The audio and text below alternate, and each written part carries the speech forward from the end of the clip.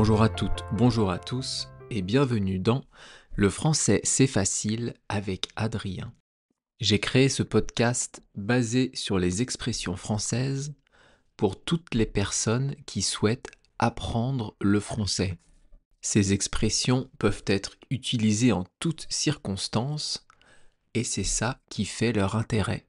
Et aujourd'hui, on est le lundi 12 mai 2025, donc c'est le début de la semaine, et on va on va plutôt parler d'une expression qui est mettre les points sur les i. Mais avant ça, maintenant vous le savez, il y a 3 parties dans mon podcast.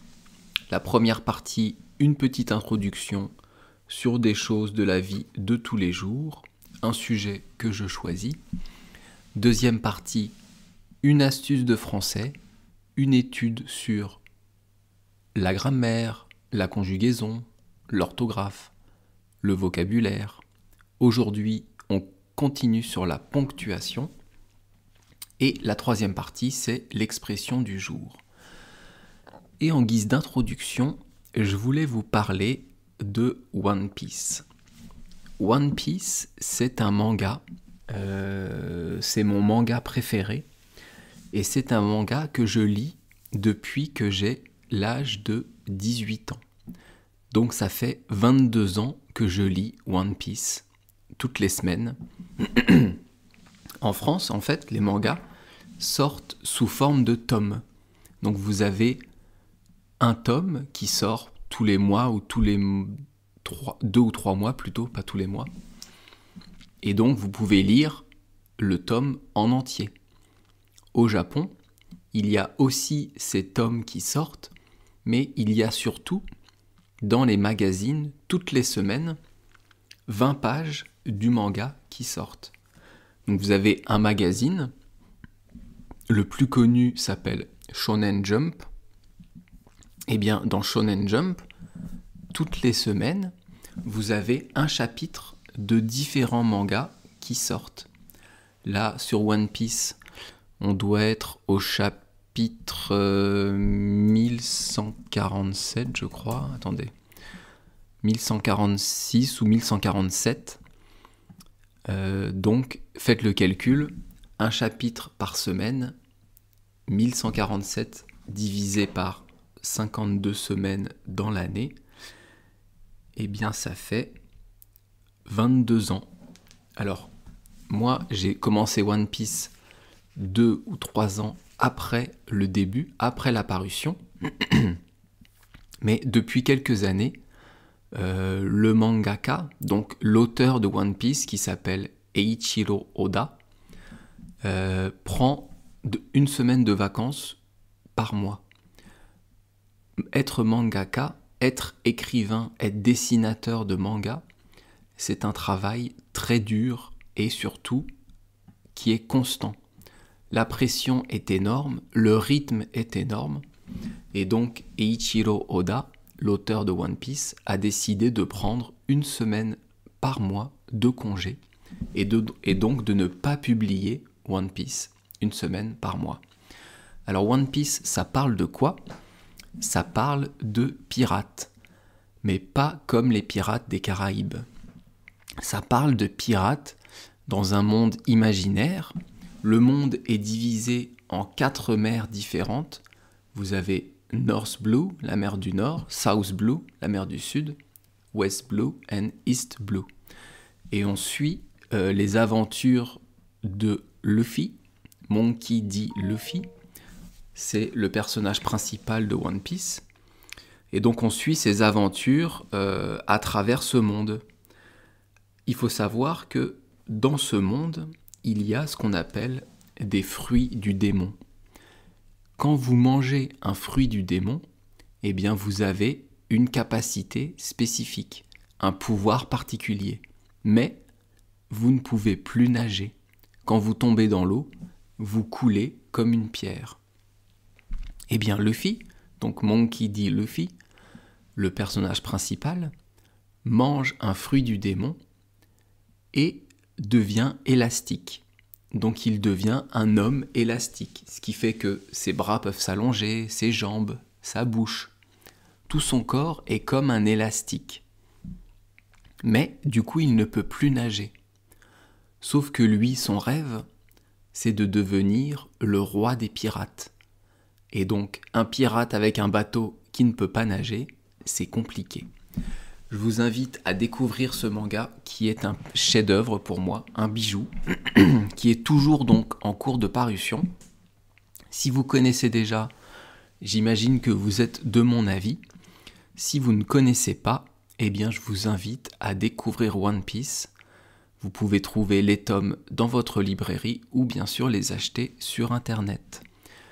Et tout de suite, on passe à la deuxième partie du podcast et on continue l'étude de la ponctuation en français. On a déjà fait plusieurs podcasts sur le sujet.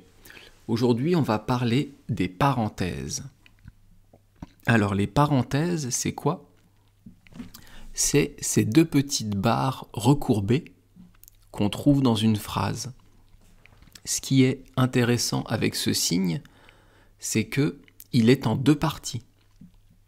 Il y a quelques signes de ponctuation comme ça, où vous avez le premier signe avant un mot, ensuite vous avez quelques mots, et après, à la fin, vous avez le deuxième signe.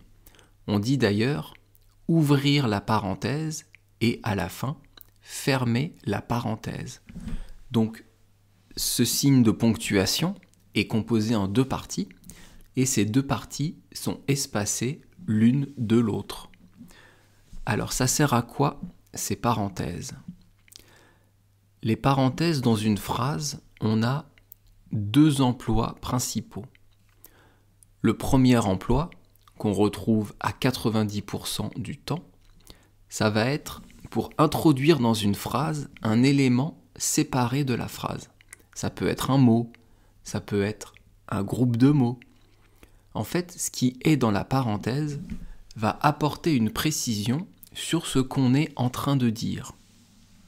Alors, à l'oral, c'est compliqué de vous transmettre l'intonation de la parenthèse, puisqu'il n'y en a pas. Donc, en général, on dit entre parenthèses, nani, nani, nani. Donc, je vais vous donner des exemples. À chaque fois que je dis entre parenthèses, ça veut dire que là, vous avez une phrase ou un groupe de mots qui va être compris entre ces deux parenthèses. Je vous donne quelques exemples et je pense que vous allez comprendre. Je fais beaucoup de sports différents, entre parenthèses, badminton, course à pied, golf et rameur. Est-ce que vous avez différencié la phrase de entre parenthèses ? Est-ce que vous avez compris ce qui allait dans la parenthèse ? Ici, dans cette phrase, je fais beaucoup de sports différents, entre parenthèses, badminton, course, golf, rameur. Eh bien, ces 4 sports que je pratique réellement, c'est pas une connerie, eh bien, ils sont entre parenthèses. Si vous voulez la transcription du podcast, vous les avez sur Patreon. Français facile, Adrien, vous me retrouverez simplement et assez facilement.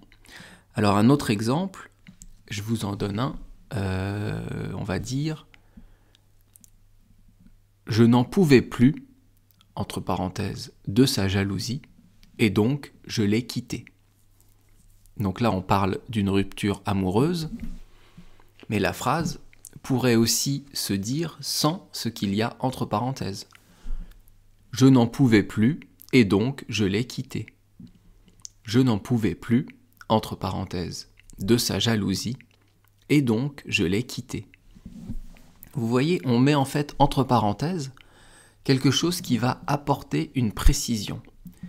Ici, j'aurais pu mettre une virgule aussi, de chaque côté de ces 3 mots, mais pour l'exemple, et évidemment aujourd'hui on travaille la parenthèse, donc j'ai mis des parenthèses. Une parenthèse pour ouvrir et une à la fin pour fermer. Je vous donne un autre exemple. Je mange souvent avec mes amis, entre parenthèses, Martin, Olivier, Denis, etc. Je mange souvent avec mes amis, entre parenthèses, Martin, Olivier, Denis, etc. Ici, ce qui est entre parenthèses, ce sont les 3 prénoms de mes amis. Ces 3 personnes, eh bien, elles sont ici entre parenthèses. On pourrait supprimer cette parenthèse et on aurait donc la phrase « Je mange souvent avec mes amis ». Mais si je vous dis que ça, eh bien, vous n'aurez pas les prénoms de mes amis. Et donc là, avec la parenthèse, je vous donne une précision. Je vous apporte une information supplémentaire. Donc ça, c'est le premier emploi de la parenthèse. Le deuxième emploi de la parenthèse, c'est pour préciser si un nom est féminin ou masculin. Alors vous avez des mots en français qui vont changer entre féminin et masculin. Par exemple, on parlait au début du podcast de dessinateur, de mangaka. Eh bien, on dit un dessinateur, une dessinatrice. Ici, les 2 mots sont différents. Mais il y a des mots où le mot va être le même et on va juste rajouter un « e ». Donc, dans ces cas-là, on va mettre entre parenthèses le « e » si on ne sait pas s'il s'agit d'un féminin ou d'un masculin, d'un homme ou d'une femme.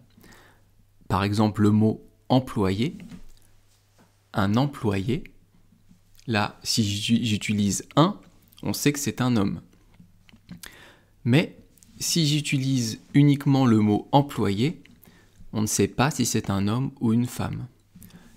Et quand on parle en général d'un ou une employé, on met un, donc UN, entre parenthèses un petit e, et plus loin, employé, avec à la fin, entre parenthèses, un petit e. Pareil pour le mot candidat, un candidat, une candidate, eh bien on mettra le e entre parenthèses après un et après candidat. Ça, c'est le deuxième emploi des parenthèses. Avant de passer à l'expression du jour, juste une petite précision sur les parenthèses. On ne met pas de majuscule au début d'une parenthèse, sauf si c'est une nouvelle phrase. Si dans la parenthèse vous avez une nouvelle phrase qui commence, eh bien là vous pouvez mettre une majuscule. Mais dans les exemples dont je vous ai parlé plus tôt, par exemple les sports, badminton, course, golf, etc., eh bien ici, il n'y a pas de majuscule. On écrit tout en minuscule. Et maintenant, on passe à l'expression du jour, mettre les points sur les i.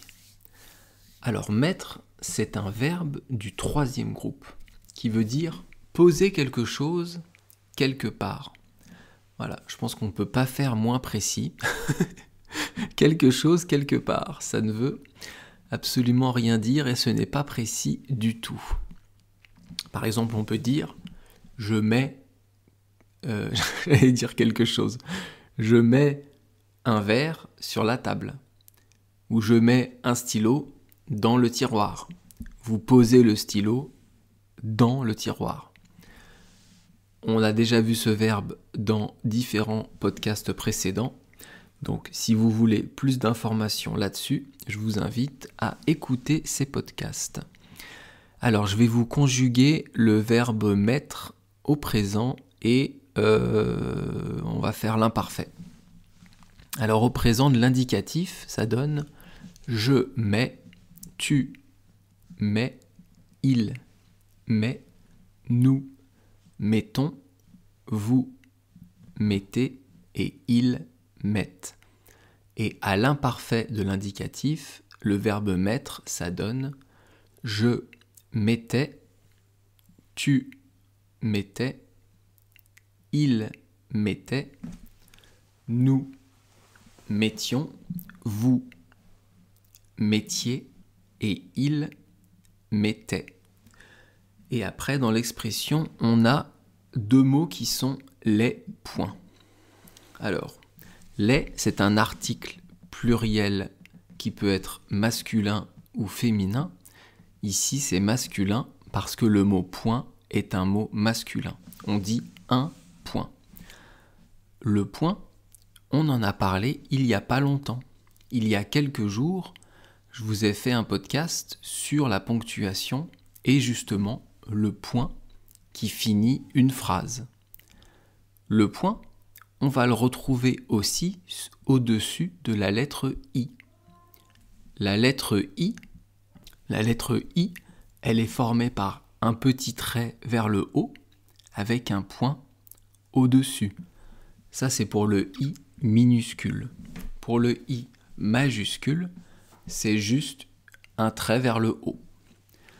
Ça, c'est pour le point en ponctuation. Mais on parle aussi de points dans le sport. Moi qui fais du badminton et qui ai fait un peu de ping-pong, eh bien, on parle de points pour donner le score du match. On peut dire 10 points à 8 ou 4 à 3 points, 4 points à 3 ou 15 à 14. On peut même dire 18 ou 4-3 ou 15-14. On enlève le mot point, on enlève le mot à et on ne donne que les chiffres. Donc dans le sport, on parle de points quand on marque justement un point. Au football, on parle de but. Au rugby, on parle d'essai. Mais dans beaucoup de sports, on parle de points. Et enfin, dans l'expression du jour, mettre les points sur les i, on assure qu'il y ait une préposition, qui veut dire au-dessus de quelque chose, à une place plus élevée. Donc, le point va se mettre à la place plus élevée de la lettre I. Et donc, les I, c'est donc la lettre I dont je vous parle depuis le début. Alors, ça veut dire quoi, mettre les points sur les I? Mettre les points sur les I, c'est apporter des précisions face à une situation compliquée ou une situation confuse. C'est une expression qu'on utilise souvent pour dire à quelqu'un que quelque chose ne va pas. On va lui dire ce qui ne va pas. On va lui dire la vérité, on va lui dire ce qu'on pense. Et souvent, quand on met les points sur les i, eh bien, la conversation va être tendue, va être un peu directe. On dit aussi musclée ou autoritaire entre une personne plus âgée et une personne plus jeune, entre un parent et son enfant. Ça peut être aussi dans un rapport de hiérarchie, donc au bureau, entre un patron et un employé. Je vous donne des exemples. Vous avez le patron qui est dans la salle et 4 ou 5 employés autour de la table pendant une réunion.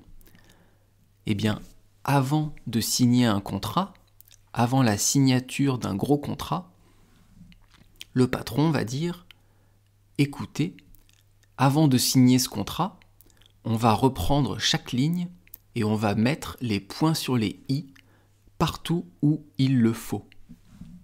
On va mettre les points sur les i là où il y en a besoin. » Ça peut être aussi un parent qui parle avec son adolescent, qui parle avec son enfant. Il peut lui dire « Écoute, là c'est plus possible, on va mettre les points sur les i.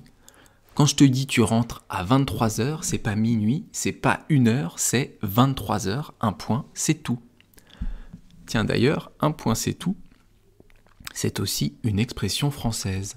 Ça veut dire c'est comme ça et pas autrement, fin de la discussion. Donc dans la phrase ici, dans mon petit exemple du parent qui parle avec son ado, l'ado est rentré plus tard que l'heure à laquelle il devait rentrer, et donc son père ou sa mère le réprimande, l'engueule, et donc il lui met les points sur les i. Alors d'où elle vient cette expression ? Cette expression, elle vient du XVIIe siècle et elle vient des Pays-Bas. À l'époque, on recopiait les textes à la main. Et oui, merci l'imprimerie, merci Gutenberg, merci les ordinateurs, ça c'est très pratique. Et donc les personnes chargées de recopier à la main les textes, souvent oubliaient les points sur les i et les j.